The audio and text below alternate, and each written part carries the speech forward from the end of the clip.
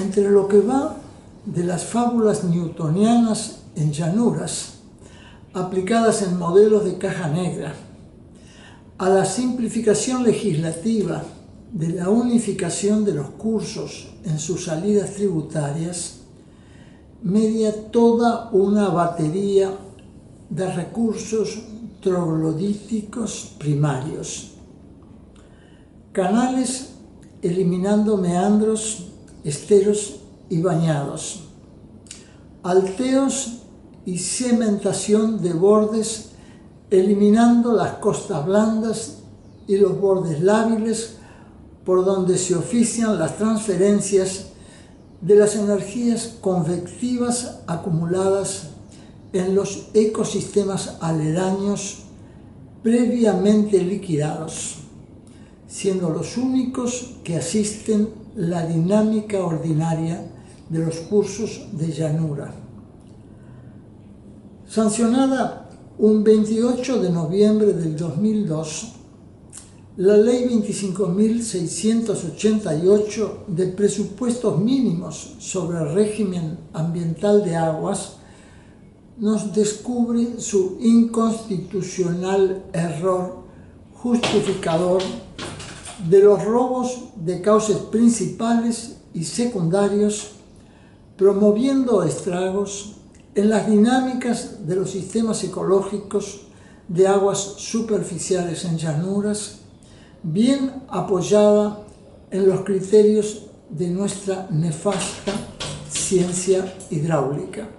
Este error, que trasciende lo legislativo, es fruto del pensiero mecánico reforzando una ceguera que prestó atención durante casi 4 siglos a lo que entraba por la razón, antes que por los entonces limitados sentidos locativos. La información satelital de alta resolución hoy permite avanzar en la transición de estos centenarios paradigmas, que no obstante las evidencias de sus errores, abismal resulta para estos alelados catecúmenos de Newton asumir en conciencia lo obrado a lo largo de sus vidas. Artículo 2. A los efectos de la presente ley se entenderá por cuenca hídrica superficial a la región geográfica delimitada por las divisorias de aguas que discurran hacia el mar a través de una red de cauces secundarios que convergen en un cauce principal único.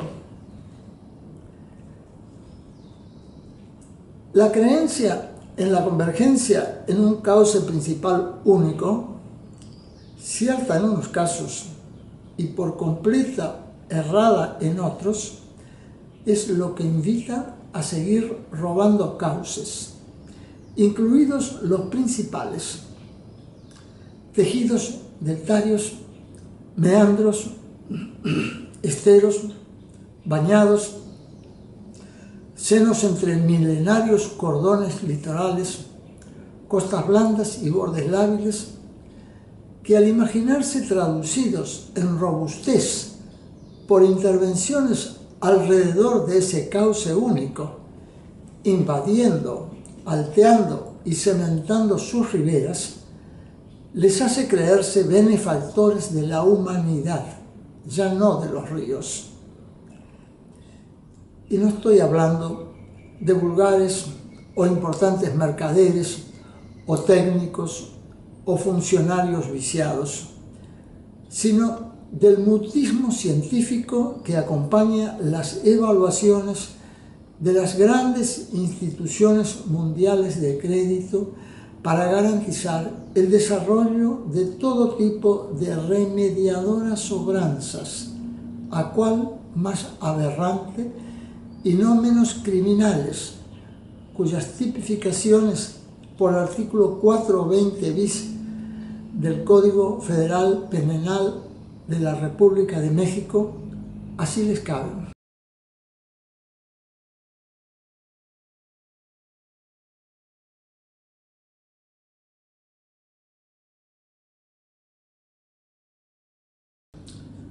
Basta recordar las canalizaciones del Matanzas desde 1904 hasta 1936, eliminando 27 kilómetros de meandros, invadiendo sus márgenes, alteando y cementando sus riberas. Las canalizaciones del Salado, que los tiene locos desde hace 100 años. Las canalizaciones del río Atuel, eliminando sus meandros, para hoy ver todo su cauce atarquinado. Las del canal San Antonio en Santa Fe, que ahora insisten en sanear. Las inminaciones de los senos entre cordones litorales holocénicos entre la Picasa y Christoffersen, generando un área endorreica descomunal.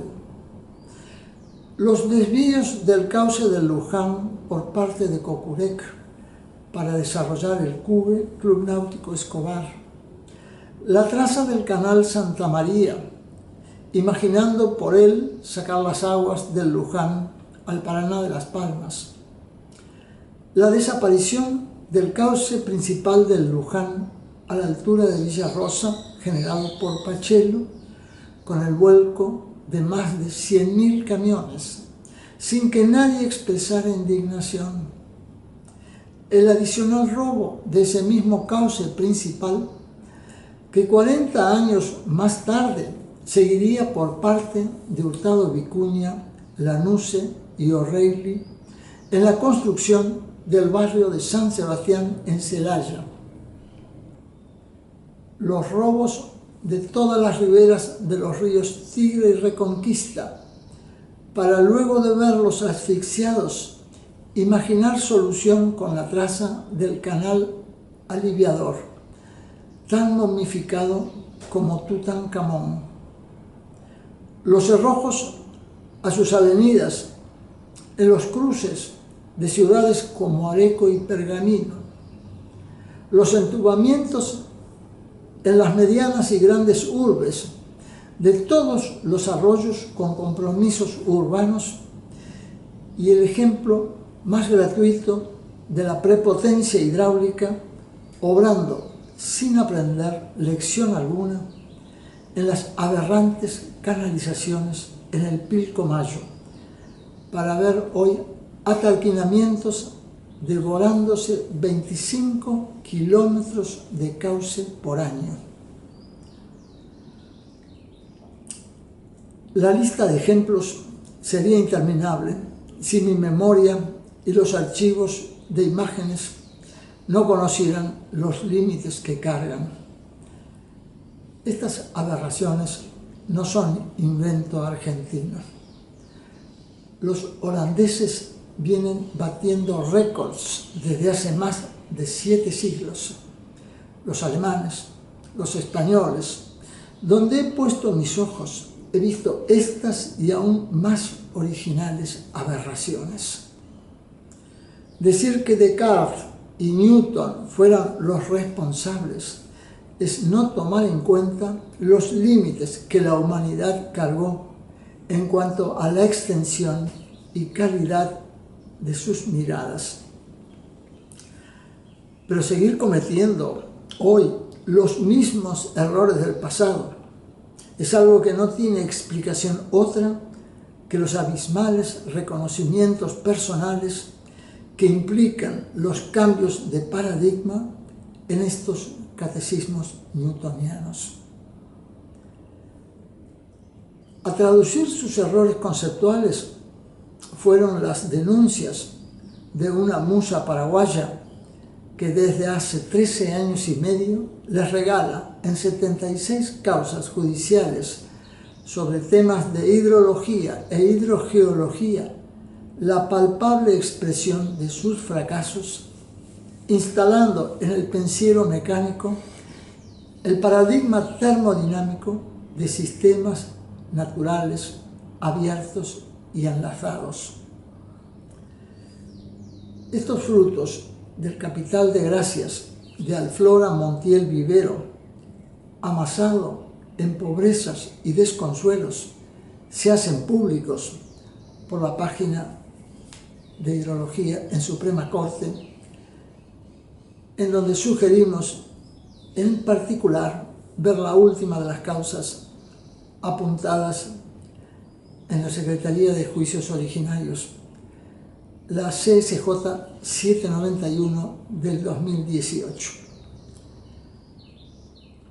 La política de los canales únicos, tras haber robado a Natura sus espacios naturales, se festeja en los tropiezos de los eventos máximos al ver movilizada la putrefacción estancada, fruto de los robos mencionados y sus ciegos planteos mecánicos. Las miserias alrededor de todos los sistemas de efluentes y cloacas de interminables compromisos urbanos van hoy por soluciones aún más mecánicas que las anteriores. Las propuestas de los emisarios del Plan Integral de Saneamiento Ambiental Matanzas-Riachuelo, que jamás reflexionaron sobre sus salidas cruzadas a las dinámicas estuariales, no prevén el nivel y presteza de sus deposiciones, y así no habrá otro crimen en la historia argentina comparable. La ciencia hidráulica en planicies tiene sobrados motivos para desaparecer. La termodinámica de sistemas naturales abiertos y enlazados, forjando criterios y respetos más sinceros de uso del suelo, tras mirar por el equilibrio de las dinámicas de los sistemas ecológicos, es la senda a transitar que hoy la viene a reemplazar. De nuestro pobre riachuelo, al que entre 1904 y 1936 le canalizaron 27 kilómetros de meandros. El resultado del fracaso recién se conoció el 19 de octubre del 2010, en la conferencia de cierre del primer Congreso Internacional de Ingeniería, celebrado en la Argentina.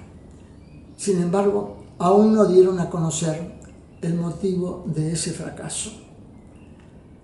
Basta para ello mirar la capacidad de carga de energías convectivas que alcanzan estas aguas y, por supuesto, mirar cuál es la capacidad de descarga, cuestión que no se resuelve en un juzgado o en un bar.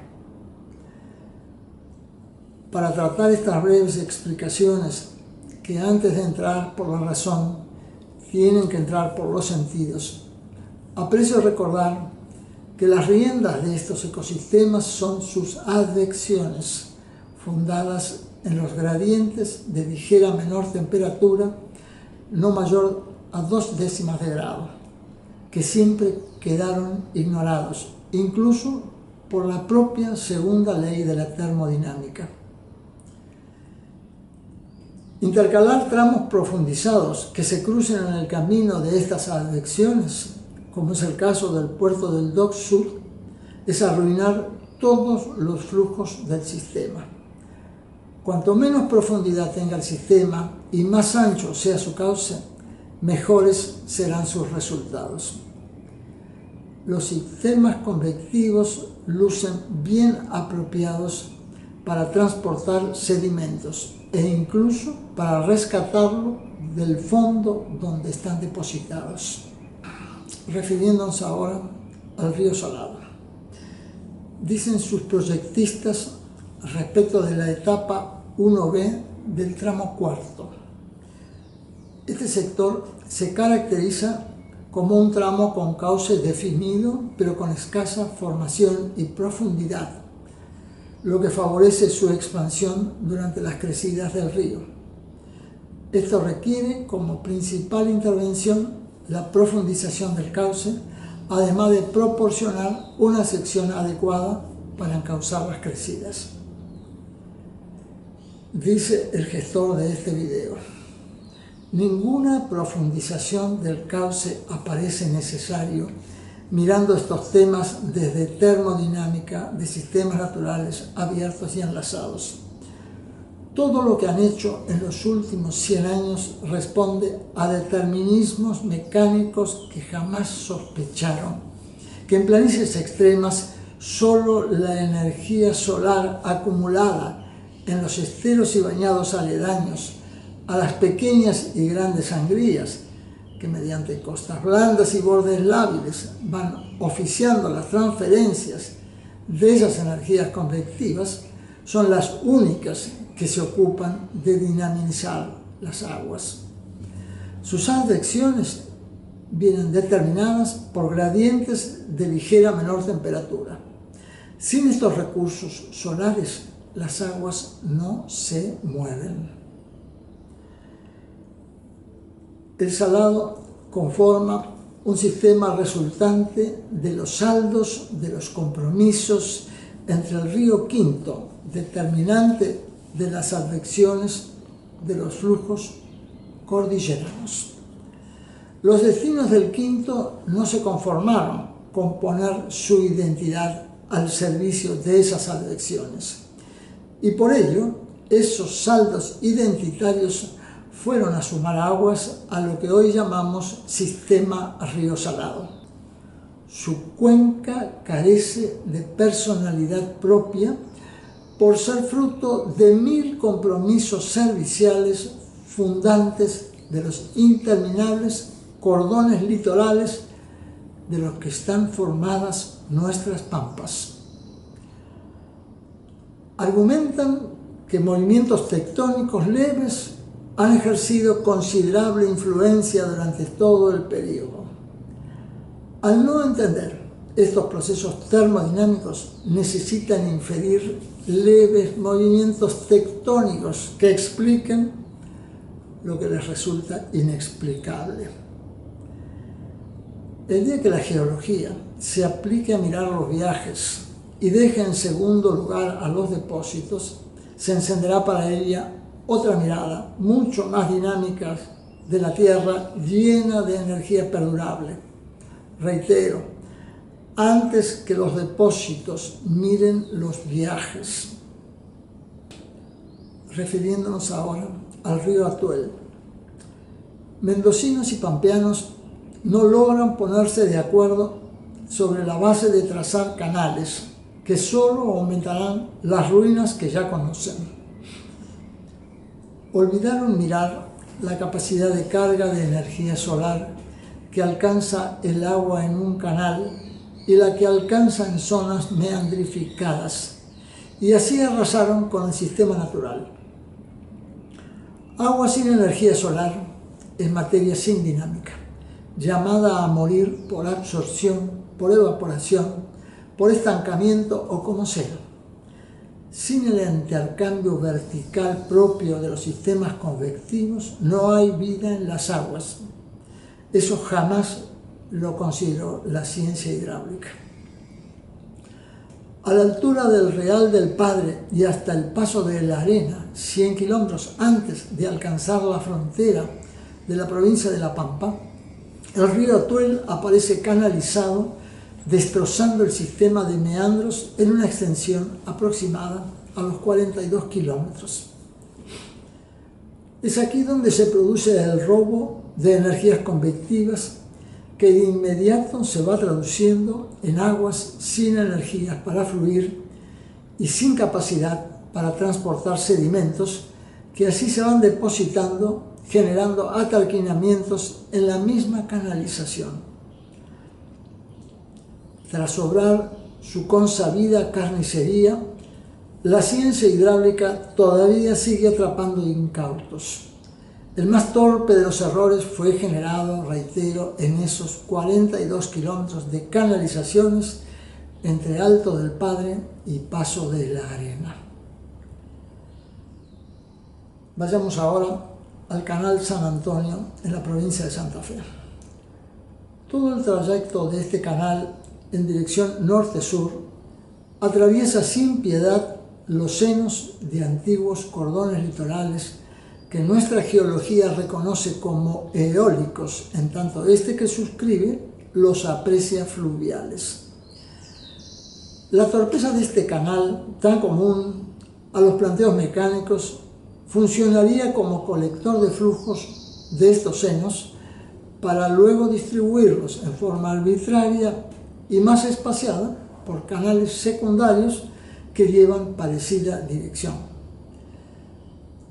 La prueba de que no ofrece mayores aptitudes para escurrir eventos máximos es la ajustada escala de este sarcófago de aproximados 140 kilómetros de largo, sin ninguna conexión termodinámica con los suelos aledaños. Por el contrario, atraviesa e incomunica a todos estos senos que siempre respondieron a la natura para terminar repartiendo aguas en forma arbitraria.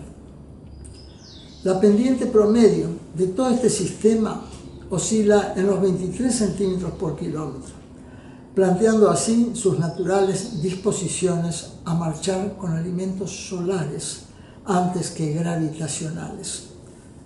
Por ello, tanto los bordes de transferencia como la localización de los gradientes de ligera menor temperatura en su camino son determinantes de sus aptitudes convectivas y sus apropiadas advecciones. Todo el sistema natural fue destruido para a cambio ofrecernos un ejemplo más del típico sarcófago mecánico del ojo troglodítico. Laguna La Picasa. La obra de drenaje al Paraná costaría a la nación 10.000 millones de pesos, a pesar de que el problema fue generado por exclusiva responsabilidad municipal y provincial, que no hicieron las observaciones debidas en el momento oportuno. Ninguno de los planteos del Instituto Nacional del Agua o de la Subsecretaría de Recursos Hídricos de la Nación mira por las alteraciones obradas en los últimos 70 años por los campesinos exclusivos responsables de estas calamidades en el tramo que va de La Picasa a Christoffersen. El problema es de Santa Fe y solo de ella. La cuenca alta está relacionada a Córdoba, pero los errores son de Santa Fe. Ninguna provincia tiene que firmar acuerdos para resolver esta cuestión. En todo caso, hacer esa denuncia de lo que acabo de señalar y bien ilustrado en este hipertexto La Picasa 4. Resalto la necesidad de recuperar al menos 3 senos de salida hasta superar Christoffersen y mediar María Teresa, para ya en Santa Isabel considerar si resultara suficiente la tarea de recuperar solo 2 senos. A partir de Melincue también estimo la necesidad de contar con 2 senos recuperados en los primeros 40 kilómetros al menos hasta superar Alcorta. Para los 70 kilómetros finales bastaría una sola senda. Pretensiones del sarcófago de Santa María. Las imágenes de registros de 14 años permiten advertir que al menos el 95% el Santa María se ve impedido de sacar sus aguas al Paraná. Este tipo de sarcófagos mecánicos tienen el mismo inconveniente de contar con recursos para copiar energías convectivas por la ausencia de esteros y bañados aledaños que en los sistemas naturales son los que se ocupan, por costas blandas y bordes lábiles, de transferir las energías solares allí acumuladas, funcionando como verdaderas cajas adiabáticas naturales, aportando a las sangrías mayores y menores.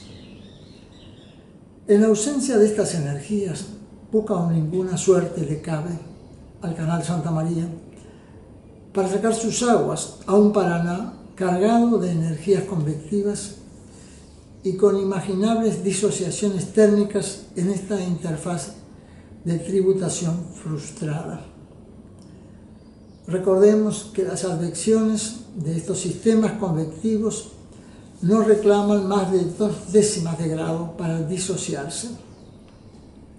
Para ello, las disociaciones que muestran las imágenes no necesitan referirse a enfrentamiento de energías, sino a simples disociaciones térmicas capaces de impedir el avance de cualquiera de estas advecciones, tanto las que pretenden marchar al sur como las que intentan hacerlo hacia el norte.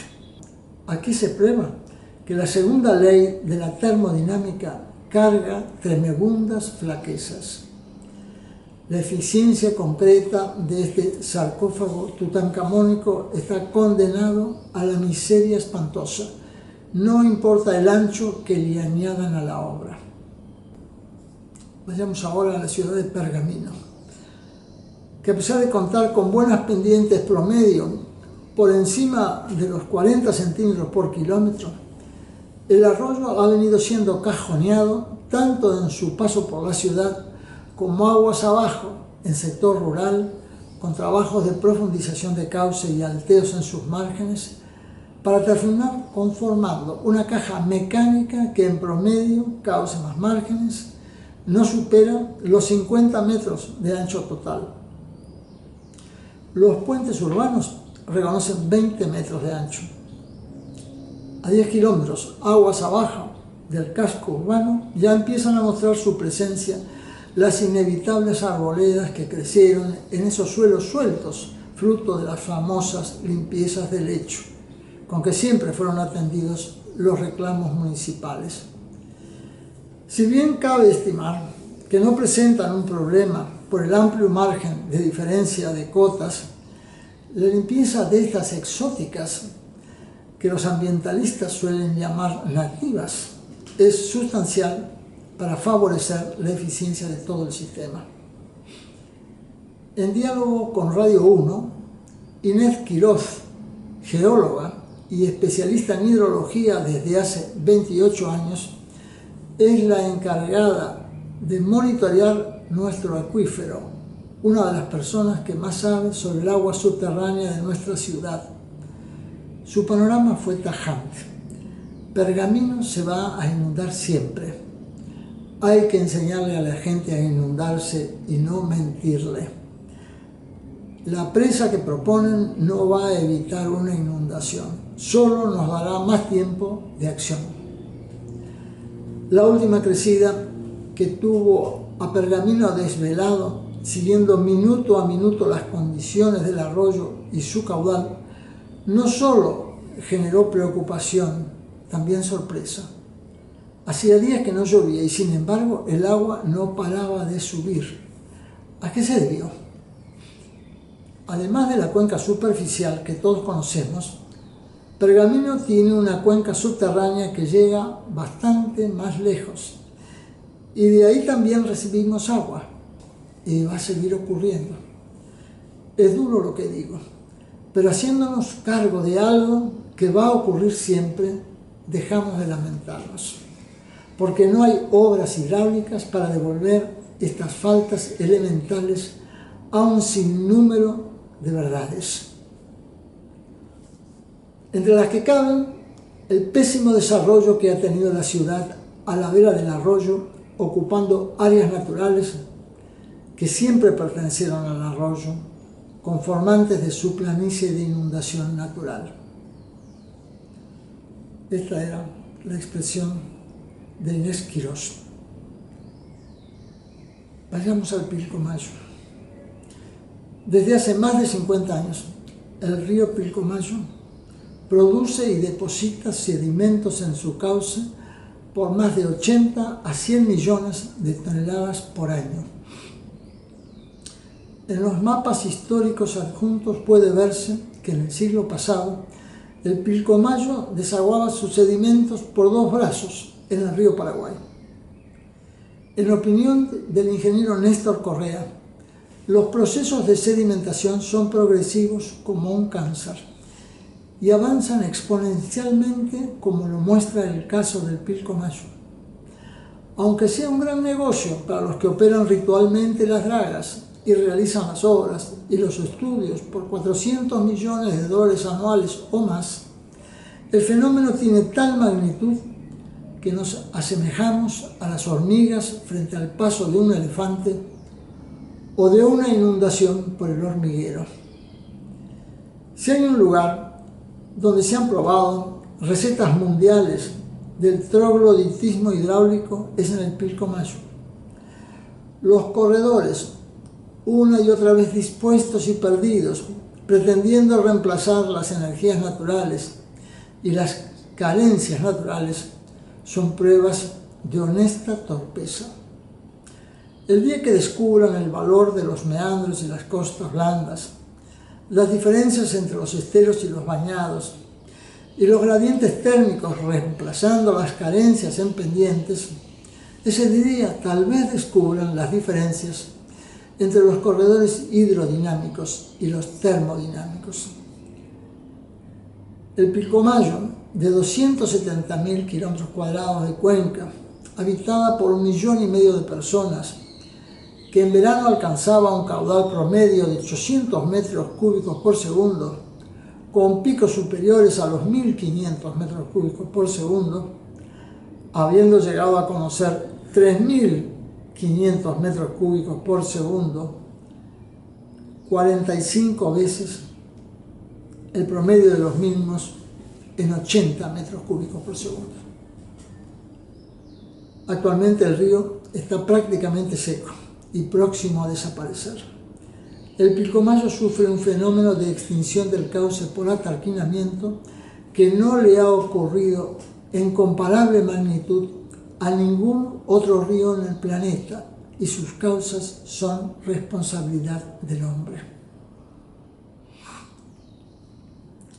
Y por fin, demos una vuelta por Areco.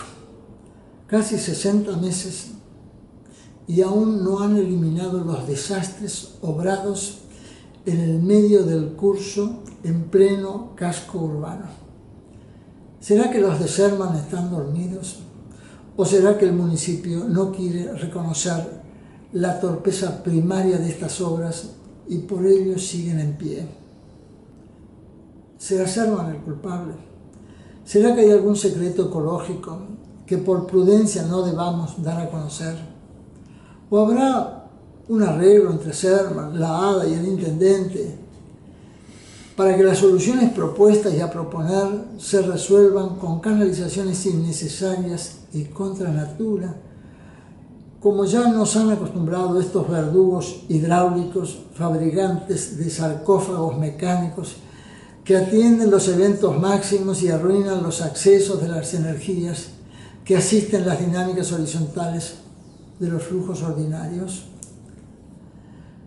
¿No saben acaso nuestros ejecutivos municipales y provinciales que los procesos de remediaciones ecológicas son judiciales y no de la DIPSO o de Sherman?